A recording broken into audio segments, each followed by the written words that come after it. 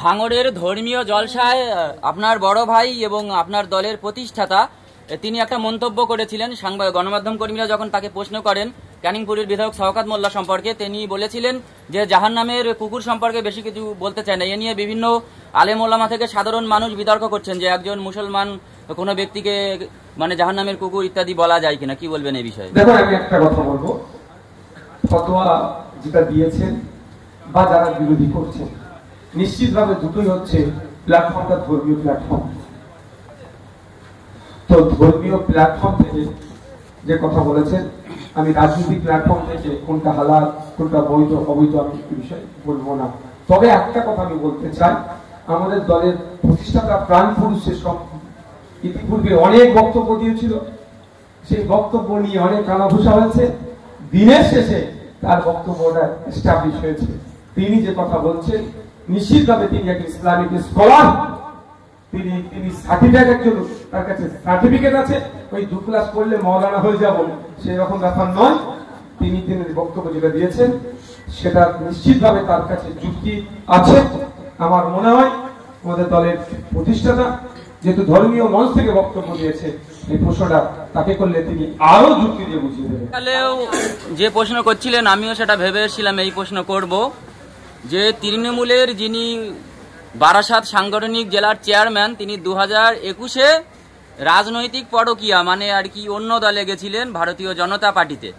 তিনি আসার পর তিনি চেয়ারম্যান হলেন এবং এখানকার যিনি বিধায়ক তার বিরুদ্ধে তিনি লাগাতার মানে বিভিন্ন কথাবার্তা বলে যাচ্ছেন। কার্যত প্রাক্তন এবং বর্তমানের এই লড়াই চলছে, যদিও অন্য দল, তবুও আপনি এখানে কর্মী সম্মেলন করলেন, কি বলবেন এটা নিয়ে? সব থেকে বড় কথা হচ্ছে 2021-এ নির্বাচনের আগে তিনি বিজেপিতে গেলেন।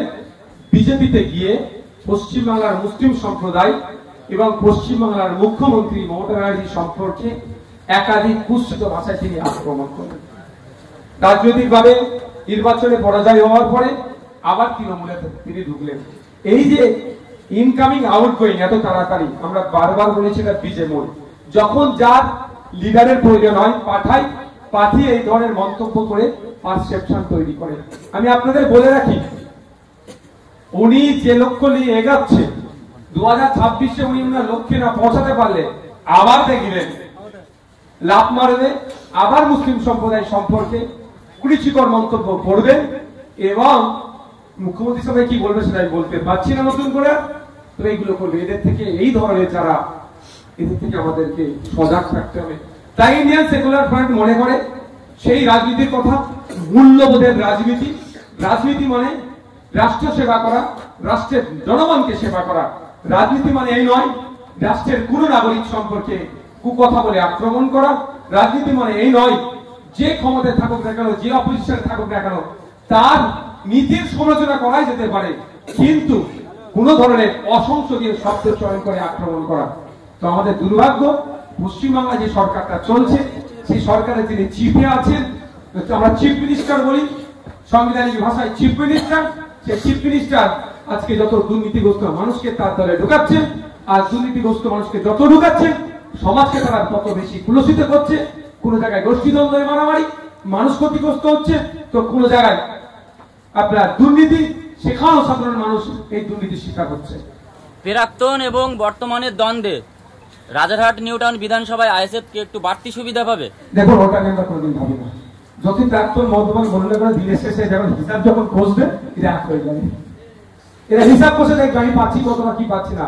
যখন দেখবে এটা হাতছাড়া হয়ে যাচ্ছে, টোটালি 60-40 কন্ট্রোল করার ধান্দায় ছিলাম, এখন টোটালি হাতছাড়া হয়েছে, দেখবেন এক টেবিলে বসে যাবে। সুতরাং এদেরকে নিয়ে ভাবি না, এদের জন্য আমরা জায়গা পাবো এইটা নিয়ে রাজনীতি করতেছি না। আমরা সমাজ ব্যবস্থা পরিবর্তন করতে এসেছি। মানুষ সুযোগ দিলে মানুষের জন্য কাজ করব, না সুযোগ দিলেও মানুষের জন্য আমরা কাজ করে যাব। ভাঙড়ের ধর্মীয় জলসায় আপনার বড় ভাই এবং আপনার দলের প্রতিষ্ঠাতা তিনি একটা মন্তব্য করেছিলেন। গণমাধ্যম কর্মীরা যখন তাকে প্রশ্ন করেন ক্যানিংপুরের বিধায়ক শওকত মোল্লা সম্পর্কে, তিনি বলেছিলেন যে জাহান্নামের কুকুর সম্পর্কে বেশি কিছু বলতে চায় না। এ নিয়ে বিভিন্ন আলেম ওলামা থেকে সাধারণ মানুষ বিতর্ক করছেন যে একজন মুসলমান কোনো ব্যক্তিকে মানে জাহান্নামের কুকুর ইত্যাদি বলা যায় কিনা, কি বলবেন এই বিষয়ে? দেখুন, আমি একটা কথা বলবো, ফতোয়া যেটা দিয়েছেন বা যারা বিরোধী করছেন, নিশ্চিতভাবে দুটোই হচ্ছে প্ল্যাটফর্মটা ধর্মীয় প্ল্যাটফর্ম। তো ধর্মীয় প্ল্যাটফর্ম থেকে যে কথা বলেছেন, আমি রাজনৈতিক প্ল্যাটফর্ম থেকে কোনটা হালাল কোনটা বৈধ অবৈধ আমি বিষয় বলবো না। তবে একটা কথা আমি বলতে চাই, আমাদের দলের প্রতিষ্ঠাতা প্রাণ পুরুষের সব ইতিপূর্বে অনেক বক্তব্য দিয়েছিল, সেই বক্তব্য নিয়ে অনেক কানাঘুষা হয়েছে। দিনের শেষে তার বক্তব্যটা এস্টাবলিশ হয়েছে।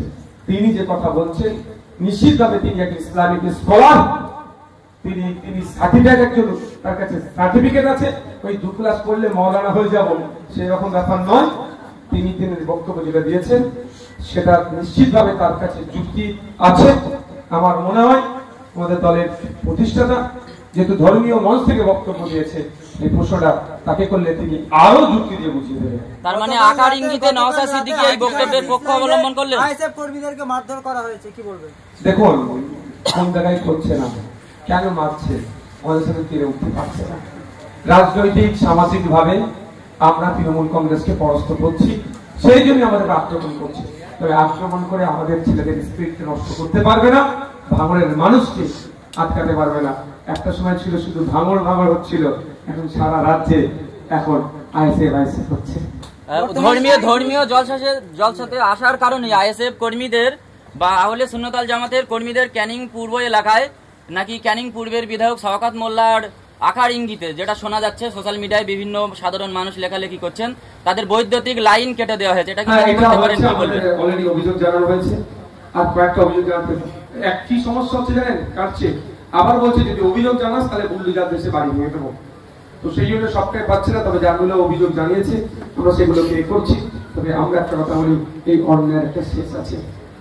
যে অন্যায় করছে অন্যায়ের একটা শেষ আছে, শেষটা কি ভয়ঙ্কর হবে হয়তো সরকার সাহেব বুঝতে পারছে না, যারা এই অন্যায় করছে বুঝতে পারছে না। গণতান্ত্রিক প্রক্রিয়ায় ভয়ঙ্কর জবাব মানুষ দেবে। উড়িষ্যার টাটানগরের রেল স্টেশনে পরিযায়ী শ্রমিকদের উপর আবারও অত্যাচার, যেখানে রাজ্যের মুখ্যমন্ত্রী তিনি বলছেন পথে নামছি, বাংলাদেশিদের অত্যাচারের বিরুদ্ধে আমরা লড়াই করছি, সেখানে ভিন রাজ্যে তো পরিযায়ী শ্রমিকদের উপর অত্যাচার বেড়েই যাচ্ছে এবং সংখ্যালঘুদের উপর অত্যাচার বাড়ছে। কি বলবেন?